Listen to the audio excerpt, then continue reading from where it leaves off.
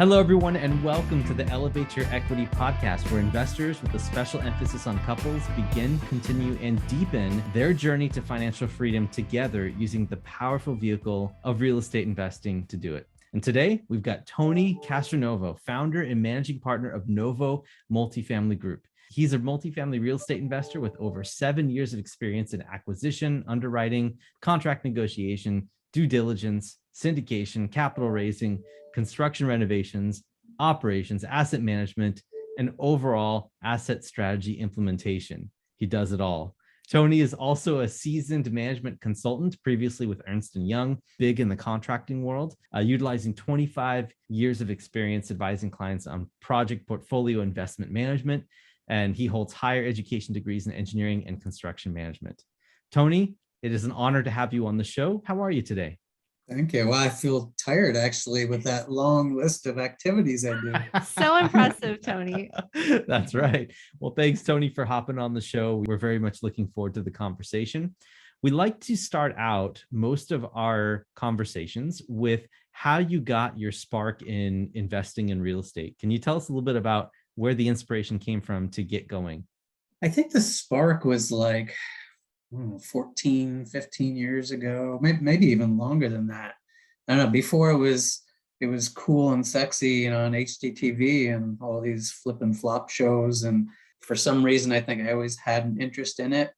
And as you mentioned in my bio, I have a background in construction. So I had spent a lot of time in the building industry and always just thought that real estate was something that attracted me, both from a physical standpoint, as well as I could see from a financial standpoint where it could benefit me in the future. But I really didn't get serious about it until 2014. 10 years prior, I had read all the books and, formed a company and thought I was going to get started in real estate, and life got in the way. I had my twin boys back in 2002 and just new job and bigger family. And it just kind of took me away for a decade, actually. But in 2014, I got pretty serious about it and started a company and did what I thought I was supposed to do, which was contact a real estate agent and have them take me out looking for properties and find that first single family rental. So you're telling me that in 2014, or wait, a long time ago before that, when you started watching HGTV and you just got inspired by people that were doing the flip shows? Is that how it all started? I think that might have been like take two, when I actually got started in 2014. But I really got the bug back in about 2001. I just couldn't seem to take enough action to get it done back then. Just too many life distractions. But yeah, there's a few sparks. It's funny. I was asked to be on a reality show on the DIY channel. Cool. And I turned it down, though. And so many of my family and friends were like, you should do it. It'd be so exciting to be on TV. But it was called First Time Flippers. And if you've ever seen that show, they make you look pretty silly. And I thought, that's not for somebody who's trying to start a business. So. That makes more sense to me. So in 2001, though, let's go back then. I want to drive deeper into this because sometimes real estate investors, when they're starting off, there's a certain appeal to it. And maybe it's idealistic, maybe it's very practical, maybe there's some thought process behind it, or maybe you just know someone in the family that's been doing it before.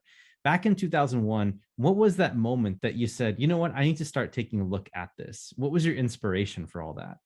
Man, 20 years ago, what was that spark? It's a test for sure. I think, I kind of look back on it. My ex-wife, her stepdad was actually in sort of the buy and hold single family rental space in Columbus, Ohio. And I kind of, went on a little property tour with him at one point and saw, how he was buying homes and doing the renovations. And I always thought, oh, that would be a lot of fun. I can, on the weekend or at night, I can renovate a house. And I thought, I have the skill set to do it. And then I would have something that I could rent out and get additional income. So I think I was always thinking of that in the back of my mind. But it really wasn't until 2014 that I got super serious about it.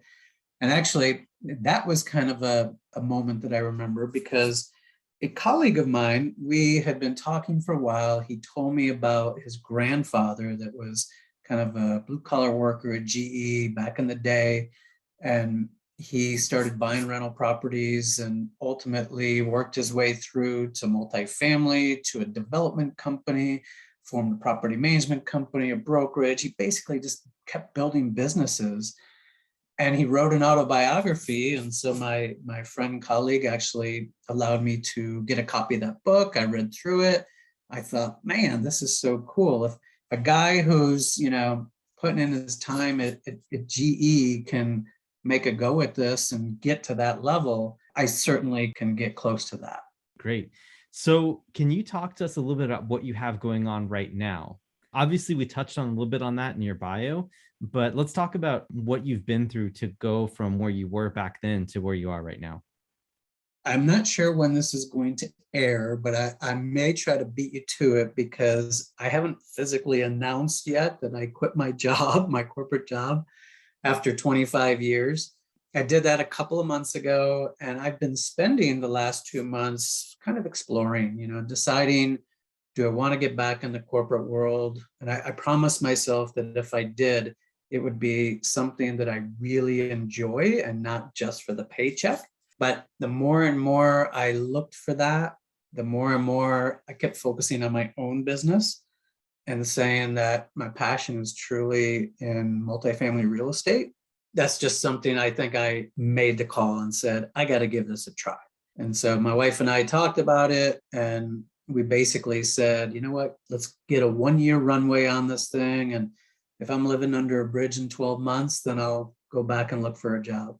Oh, wow, Tony. We're so honored that you kind of made this announcement to us. And, this will air in about a month or so, but we're so excited and congratulations. Thank you. Yeah. Yeah, it's been a fun journey so far. So, timeline wise, I mentioned I started in 2014, and that was back when I was doing single family buy and hold. I did a little bit of flipping in between there just to see what it was all about, flip or flop on to the next one. And I think that my first flip was really a flop. And I realized that's just not the business model for me. And buy and hold was really a great strategy for me. It was fun. It was conveyor belt type stuff where I was out there buying the same kind of property, doing the same renovations, using the same contractors, using the same materials, using the same lenders. And it was, I'm sure you guys, have heard the Burr strategy on Bigger Pockets, pretty much a Burr strategy. I would essentially buy these properties and hold them, well, not hold them. I would acquire them in a hard money loan or private lender loan for 90 days, do the renovations, place the tenant, get it reappraised, and basically put it into a long-term conventional loan. And within 90 days, I was pulling my money out and going off and doing the next one. So about every 3 or 4 months, I'd pick up a new property and rinse and repeat. So it was a great model, but at some point, I kind of got to a level where I said, I can keep doing this, one more house, but how can I get bigger? How can I scale? And obviously, multifamily, a great way to do that. So I sold everything and moved into multifamily in 2018. Nice. Now, Tony, when, as you were sharing your story, you mentioned that 2002, you had twin boys and you're still working full-time job. How are you balancing all of this? And also, what role was your wife playing? I think the biggest role my wife plays is supporter and cheerleader. It's not always fun. It's not always easy. There's a lot of setbacks, especially like I always bought homes that were, homes and apartment complexes that were heavy lifts, value adds, meaning that there's lots of problems physically as well as from a tenant base. And sometimes those problems, just kind of weigh on you. So when that kind of thing happens, you need somebody to keep propping you up and just kind of pushing you forward. And So I think that's been a big part of it. And, she's allowing me time and space to go do those things. And in the early days, really in single family, but especially on my first multifamily, I would physically spend a lot of time at the properties and do the work and, be right there alongside my contractors. And I'd be gone for the entire weekend sometimes, because these properties weren't always in my backyard. And I would drive out there and pretty much spend the entire weekend. And, I'm sure that was hard for her, but we actually just sold my first multifamily property this week, and it was a full cycle. And we celebrated last night. It was just a great kind of team effort on it, and it just goes to show that hard work really pays off. Yeah, congratulations, Tony. That takes a lot of work and dedication to see a project through from the beginning, through the life cycle, and finally to the end. So it's a good feeling when you get that all taken care of. So congratulations. Yeah, it was, and I've shared with some people, it's kind of bittersweet too. Yeah, because that property, Sophie, you mentioned about my boys and the family, and I think pretty much everybody had a hand in it to some point.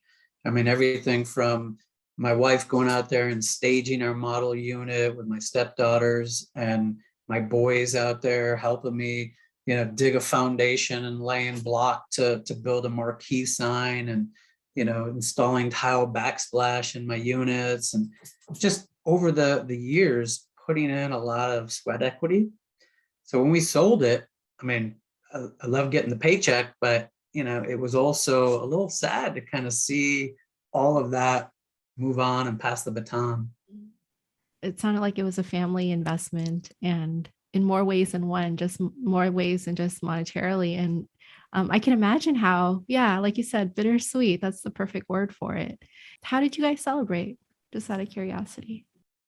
I think celebrations, not just a one-time event. While we did go out and spend a nice little bit at a nice fancy steakhouse here in Houston, we're going to keep celebrating. In fact, my boys, they're very excited because they were investors too. So they just got a payout. And one of my sons, he just opened up his bank account, which he's always had a bank account that I got as he was a child, but now he's 18 and he's going off and opening his own bank account because I told him he's not getting any money until he does that.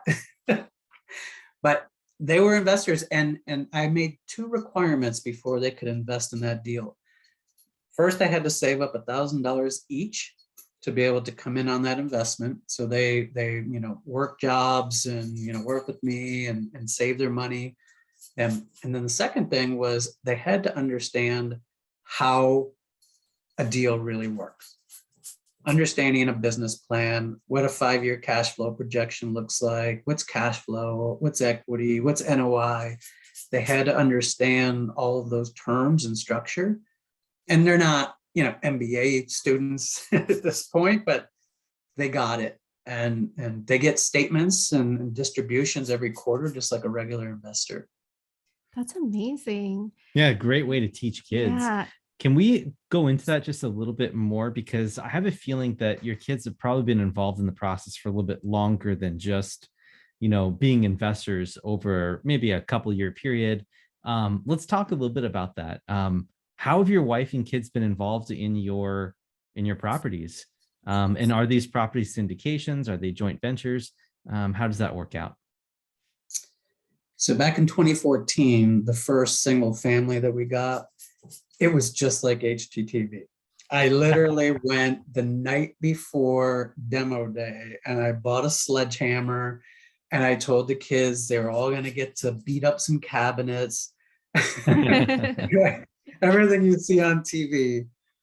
And that lasted, I don't know, 10 minutes. After you take about 3 swings with a sledgehammer, you realize it's not as fun as it is on TV.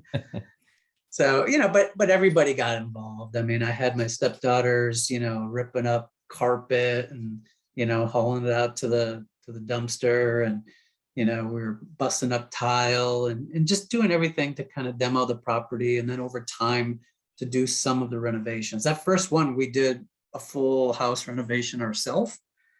And it was pretty extensive. But so everybody had a hand in it. And then, of course, my wife being a real estate agent, I had no idea how to do the leasing side of things. And she kind of helped me along with that of, how do we screen tenants and how do we write a lease and, do the showings and all that stuff before I really thought about property management, which I didn't do. I self-managed until I got into multifamily. So that all had to get learned along the way. That's great. So were the kids involved in your multifamily deals by also doing construction? How did they first get interested in getting involved in the capital side or contributing as an investor there? Well, and I didn't quite answer your question about, syndications and so forth. So the property that the boys invested in, that was just an independently owned property of my own. So a little bit more flexible because, obviously having minors invested in a syndication is not something you can really do. But given that they were 15 years old and it was my own property, I could kind of handle it how I wanted to. So even though I didn't need to, I treated it like a syndication and I put the 5-year business plan together and I, showed them how their equity contribution would pan out to a financial interest in the property and how the distributions would work each month or each quarter from cash flow, and then how they would get something at the end upon selling it and getting the proceeds. And so, every time we did a readout, I would share with them, well, what happened? Why were the returns, different than the last quarter? We are on an actual based accounting system instead of an accrual based accounting system. And so I wasn't spreading taxes out. So if one quarter we paid our taxes, that would have a big impact on cash flow that quarter. So I needed them to kind of understand some of that. And again, they're not going to know every little nook and cranny, but sometimes repetition, these things kind of burn their way into your mind. And I think as I continue to bring them to the property, and we did a lot of jobs, I think they started realizing that they didn't want as much sweat equity as they wanted real equity. Yeah. So it was a bit of a conversion over time. Excellent. So let's talk a little bit about the W-2 aspect of this, right? That's what I find also super interesting is that as of recently, let's just put it that way, you decided to leave your W-2 job. And leaving your W-2 job means that you've got to put a lot of faith in you and the family and, the system that you've built and the skills that you've accumulated over the years, right? So let's talk about that transition from W-2 world to doing this full time, because a lot of our listeners are probably looking for that. I have a lot of questions regarding this transition because it's fascinating to me. And I wanted to ask you first, how did you know that you were ready to make this transition? That's number one. And number two, if you had to give advice for people who may be ready or maybe trying to do this, what advice would you give? So again, the first question is what did you do to prepare? And then number two is what advice would you give? I think it's kind of like becoming parents, right? That you don't get this manual and you don't ever feel prepared the day you take your kids home from the hospital. You just jump right in and figure it out.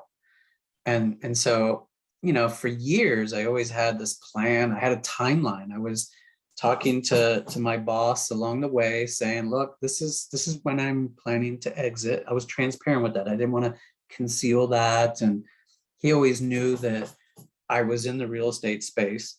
And, at first it seemed like a hobby to him. And then I think he started sensing that it turned into a distraction. And then it became a, hey, this is fully fledged, right? But I I did what everybody does. I try to prepare myself. I look for that financial freedom number. How many units do I need? How much cash flow do I need? The problem is, if you're constantly chasing an income number, I have to replace my W-2 income. You're constantly chasing a ghost, because hopefully you're getting promotions and raises and bonuses along the way, and trying to meet an income number may not be the best approach. So to better prepare myself, I said, well, what can I do on both sides of the equation? I want to be not frugal, but just mindful of my expenses. Do I need to keep, improving my lifestyle to meet my income level, or am I happy just doing what I'm doing and living the life I'm living? So that was something my wife and I talked about a few years ago. And we said, our kids are pretty much out of the house, going off to college. Do we need a 5-bedroom house? Do we need a pool and all the expenses that go with it, and so forth? So about a year and a half ago, we downsized our house. We actually got a house that was in a great neighborhood. It was 12 years newer. We only sacrificed 600 square feet and 1 bedroom, and we cut our expenses by $1,000 a month. And I thought that helps make that financial freedom number a little easier to achieve. And so I just started thinking about what other things, I don't want to start cutting out, gee, I can't go to Starbucks tomorrow. That's not what it's about. It's just about, where's the fat? What do I not need to really be doing, and how can I be more efficient about how I live? And and I think another thing that really pushed me into this was, I'm 52 years old, and by the time you get in your 50s, you start thinking, okay, you're coached along the way to go to college, get a good job, work for 30 or 40 years, so that the last 10 years of your life you can travel the world and and then spend the rest of it on medical expenses. Yeah, bingo. So why do we have to do that? Why can't we start living the life that we want to live earlier? And I think, Sophie, you were asking me earlier about how do I balance all that. I don't know that it's work-life balance as much as it's work-life integration.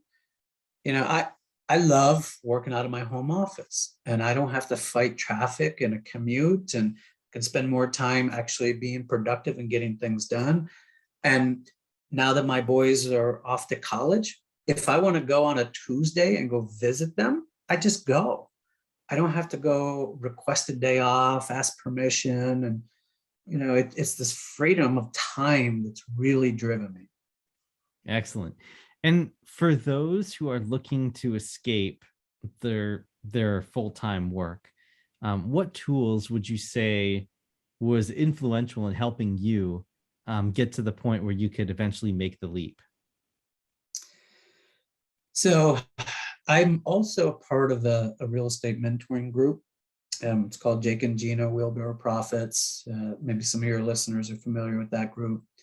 As part of that group, Gino and his wife, Julia, they do life coaching. And so I spent some time, I went through some life coaching on that. And I think it just helped me really change my mindset a little bit. So if that's a tool, I do encourage people to seek out some kind of life coaching. We get coaching on everything that we want to excel in, right? Whether it's, running marathons or some academic type of aspiration, or get better in something you do at your job. We get coached, we get mentored along the way, but sometimes we forget about just, how do we want to approach life and what's important to us, and, get a little bit away from the day-to-day tactical, I have to work down this task list, but really start thinking about, how do I set meaningful goals? What is my vision? What am I really trying to do to get to a place where I'm just happy and thriving? That's so great to hear, Tony. And as you're speaking about mindset, I'm also curious, what are some fundamental mindset pillars for people just getting started that will be fundamental for them to achieve some of the success that you've achieved? And then also part two of that question, or like if you feel comfortable sharing, what are some of the breakthroughs that you had as you were receiving that coaching? So I think as far as breakthroughs go, just to maybe start with your second question, I think that, success is not just about a number. It's not about achieving some cash flow figure or number of units or something like that. Certainly those can be means to an end. But I think that I kind of went through this process of sort of a vision board approach, if you will, which I don't physically have a vision board, but I kind of created one in my mind a little bit as I went through this. And some of the life coaching like questions and approaches kind of make you start thinking about, first of all, what's your perfect day? If you could kind of outline, what does your perfect day look like? And then like paint the picture of when you get to a place where you're hoping this journey takes you, what does that look like? What does it smell like? What is, everything about it? It's really a pretty interesting exercise to go through. And I started kind of thinking about, okay, what's my perfect day? I'm a pretty driven person and very structured, and honestly, I'm working on getting a little less structured because maybe that would give me more peace of mind sometimes. But to me, it's about getting up, and I have a 1-year-old dog, a puppy. She has developed a love for running. And of course, you see the medals in my background here. And I'm a marathoner. I've run 24 marathons. I'm working on my 25th. It's a lifestyle. Nice. I'm not like competitive anymore. It's really just about having fun. And so, if my dog enjoys it, I love seeing her so excited, and it's amazing. She's so thankful after a run. And I just love that. And so to me, that's like, how do I start my day? I wake up, I take my dog out for a run, bring her back home. I grab my cup of coffee. I get through, some emails. I kind of plan out my day. And I start doing as many creative things in the morning as I can to build my business. And then hopefully I'm working on more tactical things in the later part of the day, just things that, maybe are spreadsheets and minutia and more kind of left brain things.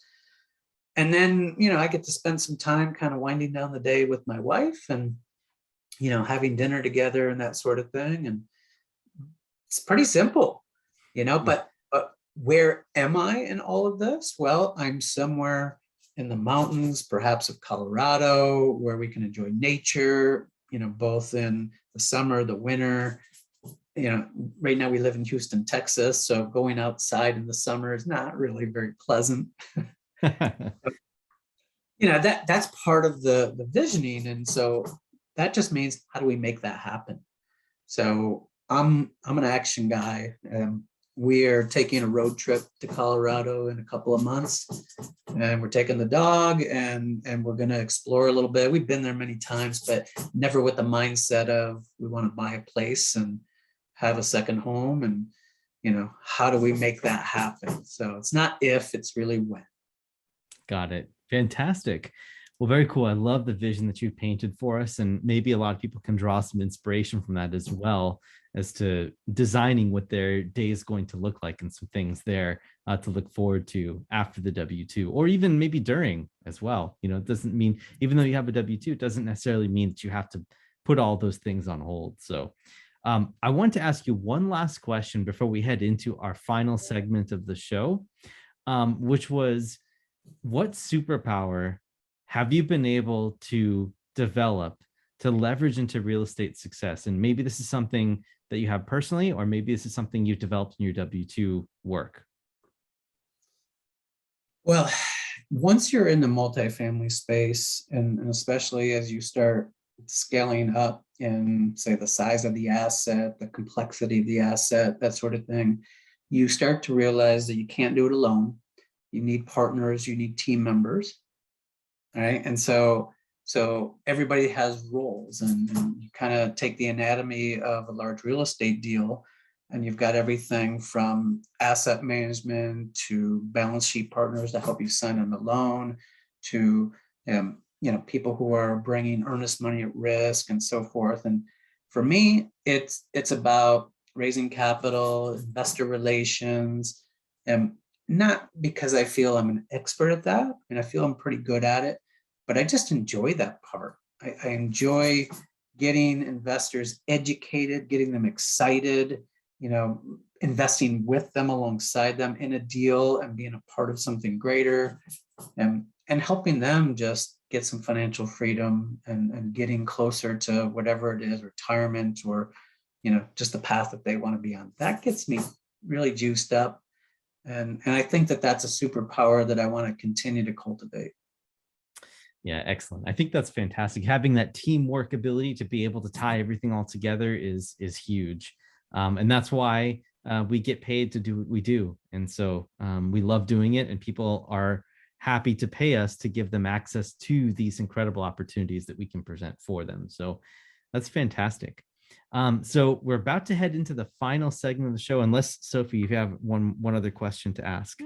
Okay. All right. Well, let's go ahead and do it. So we're going to head into our rapid round, Tony. Are you ready? It's 5 questions that we ask every one of our guests, and we're going to go ahead and ask them to you in rapid style here. And maybe Sophie can read them out. Yeah. So, Tony, the first question is, what book has had the biggest impact on you and why, outside of Rich Dad, Poor Dad and the Bible? Because we get those a lot. Oh, we're not allowed to say anything about the purple book? Yeah.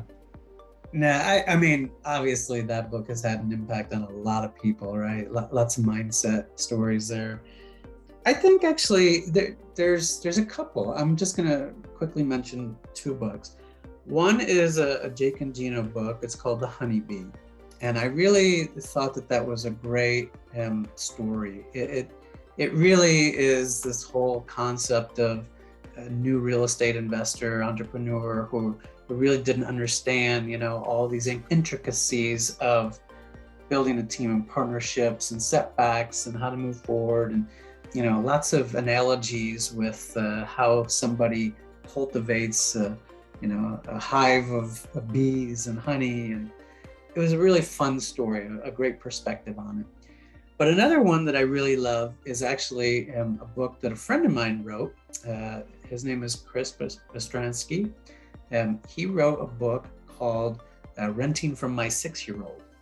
And that book, it just came out recently, but I really thought it was a fun story. It goes something like, teaching his 6-year-old daughter the idea of real estate investing by owning assets and charging rent for them. And so literally she bought the toaster and charged her parents rent every time they used the toaster. And she started building a stream of income until she bought the refrigerator. And then every time they used the refrigerator, she got another stream of income. And it was just sort of a fun way to go about teaching somebody at a young age about real estate. And I guess I like that because I just love to teach people, whatever age they are. And I think it's fun to see people kind of get that light bulb moment. Yeah, Cool. That's so neat. We're definitely going to check out those books. And next question is, Tony, if people wanted to emulate your success, what's the first actionable thing that they could do to follow in your footsteps? You probably hear it a lot. You got to take action. A lot of us, especially, I have an engineering degree, so I do a lot of analysis paralysis, and you can study spreadsheets till your heart content, but sometimes you just have to believe and kind of build your parachute on the way down, they say. So just have confidence in your ability to be resourceful and pivot, and not try to think you're going to plan every step along the way, because the best plans are garbage. The moment you close on the property and set foot on it, you've got to be able to adapt. So just trust your abilities. Excellent. You want to do the rest? Yeah. So number 3 is, what small thing do most people not know about you? Let's see. small things that somebody doesn't know about me. The only thing I can think of, perhaps, and my wife knows this, probably a lot of other people, but I have absolutely no resistance to chocolate. And Nice. if there's chocolate in the house, I'm sorry, I'm going to find it. So when trick-or-treaters came over, I made sure that I pulled out all the Reese's peanut butter cups. That's awesome. You know, now that I think about it, Tony, you and your dog would make a great team because the dog can find it and smell the chocolate in the house. Then you guys can, well, actually dogs, it's toxic to dogs, isn't it? So it's never mind. All right. Number 4, how do you like to unwind and restore your own creative juices by yourself? I do love to be outside, whether it's running, hiking, skiing, and that's, I'm trying to get a little closer to somewhere where there's mountains and I can actually enjoy skiing in winter. But I think that's just part of it. Is I like to do something physical. I also do a lot of my own construction projects. It's something that, when we're looking at a laptop all day long and sitting behind a desk, that can get a little old. So I like to do something more physically demanding. In the last year, I've done a couple of renovation projects with my wife. And before we sold our house a year and a half ago, we completely remodeled the bathroom and took walls down and built a brand new resort style shower, and just love doing those kind of things. Very cool. All right. Number 5, final question is, what is your favorite family vacation spot? So we took our kids, actually, we went on a honeymoon first, and then we loved it so much that we decided to take our kids to Vancouver. It was kind of a Vancouver Whistler trip. So we did, I think, 3 or 4 days in one and then went to the other. I think we really liked Whistler just because, all of our kids love being outside and, hiking mountains and, going out on 4-wheelers and zip lining and just, being out there in nature. We did a lot of rock climbing. I think that was probably one of our funnest trips. Excellent. Anything with mountains, we love it. Love it. All right, cool. Well, Tony, thank you so much for all of your time and for coming on the show. We had a blast having you here. So maybe as we wrap up here, before we end the show, can you tell the audience a little bit more about how they can get in touch with you or learn more about your company? Sure. Of course, I'm on all the socials, LinkedIn, Facebook. My website is novomultifamilygroup.com. And you can also reach me via email at tony@novomultifamilygroup.com. Excellent. Fantastic. And we will be sure to link to those in the show notes as well for you listeners out there. Tony, thank you again for coming on the show. We really appreciate your time and loved having you on to talk about W-2, family, and everything in between. Thank you both. Yeah, absolutely. And for those listeners out there who are all the way over here at the end of the podcast, we really appreciate you guys and would very much appreciate you guys leaving a like, a subscribe, a review, a comment, anything, any type of engagement. We'd love to see that so that we figure out more about how we're doing and the content that we're delivering and making sure we're adding enough value to you, our listener. And it also allows us to work our way up the algorithm so that we get more exposure to more people so that we can connect incredible guests like Tony with the rest of the audience. So, all right. And that being said, this is Derek. And this is Sophie. We're signing off for the day. Thanks, everyone.